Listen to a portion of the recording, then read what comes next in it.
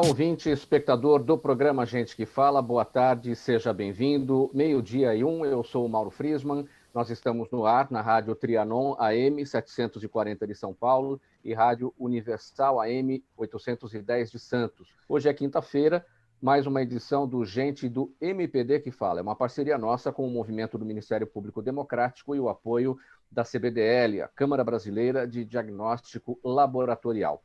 Eu apresento a partir de agora os nossos convidados, compondo a nossa bancada. E também com a gente Fábio Arcuri, farmacêutico, diretor da Thermo Fisher Scientific e presidente do Conselho de Administração da Câmara Brasileira de Diagnóstico Laboratorial. Fábio Arcuri, bem-vindo, tudo bem por aí? Boa tarde, tudo bem? Muito obrigado pelo convite. É um prazer aí fazer parte desse momento com essa mesa e com vocês todos. E boa tarde ao público ouvinte e assistente. O nosso primeiro tema é o seguinte: as ofensas e intimidações a jornalistas que cobrem o Palácio da Alvorada são um claro ataque à liberdade de imprensa e à democracia, afirmou ontem o presidente da Câmara, Rodrigo Maia, presidente da Câmara dos Deputados. Nessa semana, a Folha de São Paulo, a Globo e a Band deixaram de cobrir o local após agressões de seguidores do presidente Bolsonaro. O local, exatamente ali, o cercadinho ali nos arredores do Palácio da Alvorada. Segundo o deputado Rodrigo Maia, um governo que queira recuperar a sua capacidade de investimento vai precisar que as instituições democráticas sejam plenas. Para que isso ocorra, segundo o deputado Rodrigo Maia, a gente precisa muito que a gente tenha uma imprensa livre.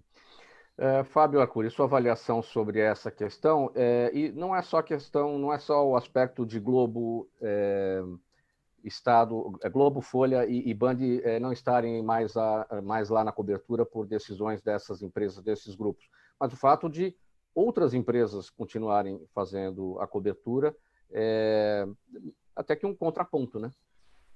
Eu acho que... bom, eu lamento muito o padrão de comunicação do governo federal em relação a essa situação como um todo, né? E eu esperaria, né, que os assessores assessores de imprensa, enfim, Casa Civil e outros atores dentro desse governo pudessem colaborar para o governo federal ter uma comunicação mais assertiva, mais coerente e que buscasse justamente a consolidar os conceitos e ajudar a nação a caminhar numa única direção, que é a direção de enfrentar a pandemia, tanto do ponto de vista sanitário, como do ponto de vista econômico, que são os dois grandes pilares. O pilar político, ele já é uma variável que vinha acontecendo há algum tempo, e, infelizmente, isso é uma coisa que nós, brasileiros, já estamos acostumados a conviver. De modo que eu sinceramente espero que, em algum momento, isso possa acontecer para que a nação caminhe numa única direção e de forma harmônica. Esse é o meu ponto de vista. Vamos seguir aqui para o segundo tema dessa edição do Gente do MPD que Fala, parceria nossa do programa Gente que Fala com o movimento do Ministério Público Democrático e o apoio da Câmara Brasileira de Diagnóstico Laboratorial. A maioria dos brasileiros é favorável ao lockdown, que é o confinamento radical para combater a transmissão do novo coronavírus, mas tem saído mais de casa em cidades que estão em quarentena devido à pandemia. Segundo pesquisa do Instituto Datafolha, para 60% dos entrevistados, a medida é recomendável, enquanto para 36%, esses 36% são contrários. Também, de acordo com a pesquisa, o brasileiro está pessimista com a duração da crise, sendo que a maioria crê que o país só voltará à normalidade num prazo de 3 meses a 1 ano. Nessa nota aqui, Fábio, tem alguma contradição? Aqui a pesquisa diz 60% dos entrevistados apoiam a medida, ou seja, que a medida é recomendável, mas, por outro lado, a medida do lockdown, né? Por outro lado, as pessoas têm saído mais de casa. Então, se você aprova o lockdown e você sai mais de casa, e parece que uma coisa não está batendo muito com a outra. Eu acho assim, primeiro a gente tem que criticar a amostragem, né? Se você for para os bairros ou zonas da cidade onde o nível educacional é mais elevado, e também o espaçamento e a densidade populacional é mais baixa, essas pessoas tendem a respeitar melhor a pandemia. O nosso problema é que a nossa estrutura social ela impacta muito nesse isolamento, porque indivíduos que moram em zonas mais populosas e que têm um nível cultural mais baixo e que também têm uma necessidade diária de trabalhar, porque às vezes o indivíduo trabalha naquele dia para comer aquele dia, ele tem que sair. Ponto 1. Ponto 2. Todos não, mas uma grande parte dos serviços que estão em nosso meio são de pessoas que moram, né? A grande massa trabalhadora está fora dessa zona, digamos, mais privilegiada do ponto de vista densidade populacional e financeiro. Então, essas pessoas elas tendem a trazer o vírus e ajudar nessa movimentação, nessa contaminação. Então, esse é o primeiro ponto. Eu não acho, eu me permita discordar, não acho que é contraditório, eu acho que depende muito da amostragem e, sim, as pessoas entendem que esse isolamento é importante, tanto é verdade que médicos e hospitais e mesmo os laboratórios de análises clínicas têm sofrido com isso, porque as pessoas que não têm nada relativo a coronavírus, a Covid, nenhum tipo de sintoma que os leve ao hospital médico, eles estão em casa. Então, médicos de outras especialidades estão sofrendo bastante, exceto os obstetras, porque aí não tem jeito, né? O tempo de uma gravidez não tem como a mulher evitar as visitas e o parto, né? Felizmente. Então, eu acho importante que a gente entenda que, sim, é fundamental o isolamento, é fundamental o distanciamento, mas eu também acho que é muito importante que o Estado, porque, por exemplo, quando a gente pega o informe do governador, eu acho que faltou lá, e falta, que o governo, de alguma maneira, estimule as pessoas a entenderem o que é o distanciamento, que cuidados de fato elas têm. Eles têm que ratificar isso inúmeras vezes. Olha, põe a máscara, tira a máscara, lava a mão, como pôr a máscara, como tirar a máscara. Eu sei que tem muito tutorial, tem muita coisa na internet, mas as pessoas precisam ouvir isso de uma maneira oficial e do Estado, para poderem enfrentar esse retorno ao mercado de maneira adequada e sem medo. Basta entender que distanciamento, máscara e álcool gel são suficientes, são bastante suficientes para evitar a contaminação. E, por fim, só para fechar, é fundamental que o governo tenha uma estratégia definida de como será feita a testagem. A testagem ela é importante, porque com a testagem eu consigo definir se o indivíduo está contaminado, não está contaminado, é um vetor ou não é um vetor. Existem vários protocolos, não dá aqui para a gente se estender nisso, mas existem vários protocolos. Então, tem o PCR, que determina se o indivíduo está com o vírus circulante. Já se sabe que depois de 10, 15 dias que o indivíduo está com o vírus, a chance dele contaminar o ambiente e outras pessoas diminui bastante, mas ela existe. Depois nós temos os testes com IgG, que significa que o indivíduo já entrou em contato, está imunizado, mas não significa que ele não seja um vetor e também não significa que ele não possa se reinfectar, com IgM, que significa que ele está com infecção ativa. Então, existe uma série de informações que eu e nós aqui talvez saibamos, estejamos aí ao dia com isso, mas a população não sabe. E, mais do que isso, a população não sabe nem como fazer o teste. De fato, a grande massa, quem trabalha em empresa, quem tem um plano de saúde, o perfeito. Esse indivíduo, bem ou mal, ele encontra um caminho para seguir. Mas a massa, não. E o governo ele se preparou muito bem, a meu ver, ele se preparou muito bem para o cuidado, hospital de campanha, respiradores, etc., e não fez absolutamente nada ou muito pouco com respeito à testagem.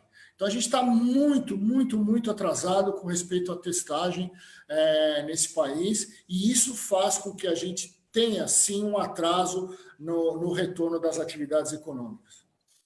O próximo tema diz o seguinte: os governos da França e da Itália proibiram oficialmente ontem o uso da hidroxicloroquina para tratar a Covid-19 nos hospitais, enquanto a Bélgica alertou contra a continuação do uso do remédio, exceto em testes clínicos em andamento.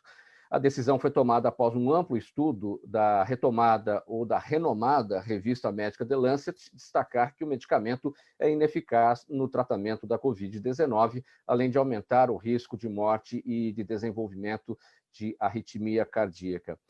Fábio, enquanto isso, aqui no Brasil, é a recomendação do governo federal, do Ministério da Saúde, para que a hidroxicloroquina seja aplicada, inclusive, em casos leves. Para onde a gente está caminhando, observando essas decisões de França, Itália e essa observação da Bélgica? Isso é mais um efeito colateral indesejável do padrão de comunicação, de como as coisas vêm acontecendo. Como numa sociedade existem diferentes opiniões, na sociedade médica também existem diferentes opiniões, e há médicos que acreditam e têm experiências individuais, pontuais, de pacientes que melhoram, pelo menos é um relato do indivíduo como profissional. Ponto 1. Por que o uso não é disseminado, não pode ser disseminado? Porque não existe um protocolo científico que dê suporte para a utilização desse medicamento e dessa terapêutica e desse protocolo.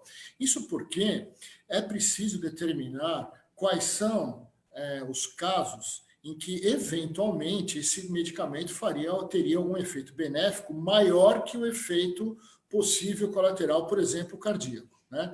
Como não existe isso, você fica à mercê da sorte, porque o teu fenótipo pode reagir bem ou não a esse tipo de medicamento.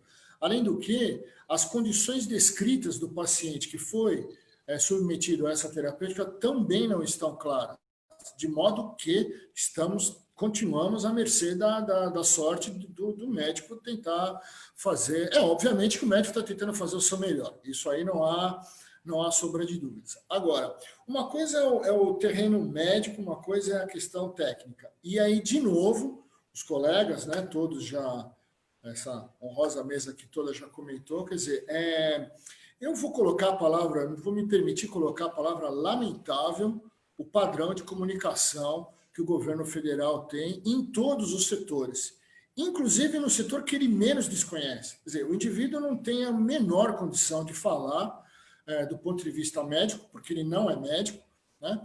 E ele interfere. Então, está claro que não é para usar. Está claro, não está definido, e ele deveria ter, e o governo deveria ter isso, uma comunicação clara em relação a isso. Infelizmente, o governo federal está como se estivesse num fliperama, numa sala escura, está atirando para todos os lados, tentando ver se acerta alguma coisa, e infelizmente ele só erra.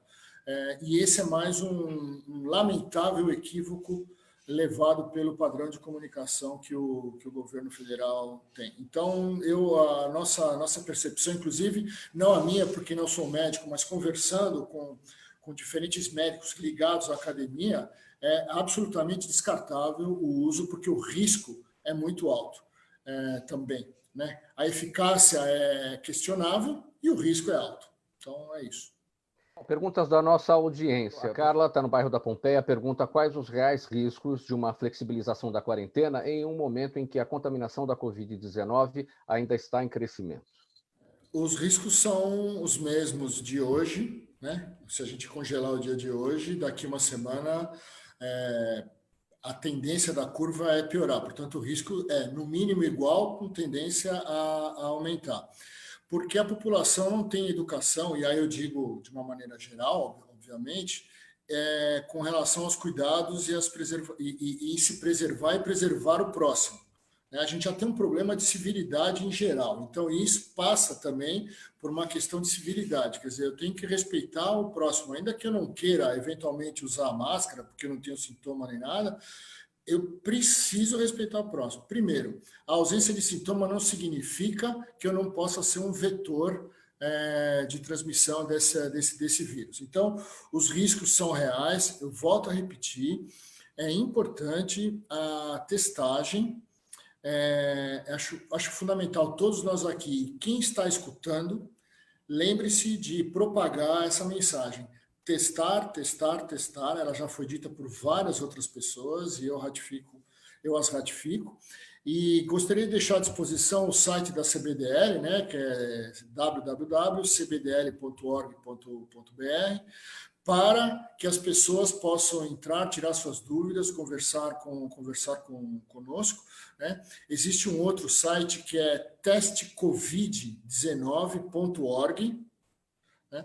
Vou repetir, testecovid19.org, onde a população em geral pode ter acesso todos os testes que foram testados, as respostas de cada teste, porque também tem esse outro problema. A gente fala testar, testar, testar, mas o nível de eficácia diagnóstica de cada teste, ele varia muito, né? Gente, muito obrigado pela participação de todos. Não vai dar tempo aqui para as despedidas, mas o agradecimento em nome de toda a equipe do programa Gente que Fala. Encerramos aqui essa edição do Gente do MPD que Fala, parceria nossa com o movimento do Ministério Público Democrático e o apoio da Câmara Brasileira de Diagnóstico Laboratorial. Muito obrigado, tchau, até amanhã.